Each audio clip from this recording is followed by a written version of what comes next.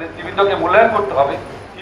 Feni king community সেন্টারে জেলার আওতাধীন ৬ উপজেলা ও ৫ পৌরসভা তাঁতি দলের নেতৃবৃন্দের সাথে মতবিনিময় সভা অনুষ্ঠিত হয়েছে।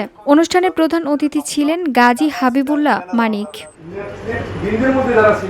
বিশেষ অতিথি হিসেবে উপস্থিত ছিলেন গাজী সারোয়ার জাহান শ্রাবণ, সাবেক জেলা সহ সাংগঠনিক সম্পাদক নাসির ইমাম ভুট্টো, জেলা তাঁতি দলের সদস্য সচিব ইয়াসিন বাবু। এছাড়া পৌর তাঁতি দলের সিনিয়র যুগ্ম আহ্বায়ক মুকসুদুর রহমান স্বপন সহ জেলা সদর, পৌর ও উপজেলা বিএনপি ও অঙ্গ সংগঠনের নেতৃবৃন্দ উপস্থিত ছিলেন।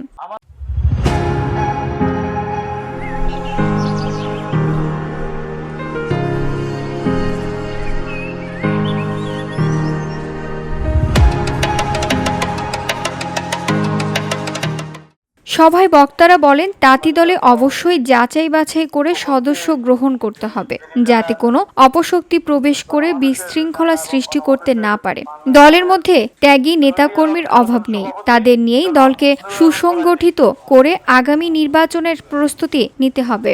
আমাদেরকে অত্যন্ত পরীক্ষিত যারা, ত্যাগী যারা, গত আন্দোলনের সংগ্রামে যারা ছিলেন, ওদেরকেই নেতার আসনে নিয়ে আসতে হবে। কোনো অবস্থায় কোনো আর্মি ফেসিস্টকে আনা যাবে না। তো আপনারা ফর্ম পূরণের ক্ষেত্রে এই বিষয়টা আপনারা স্মরণ রাখবেন।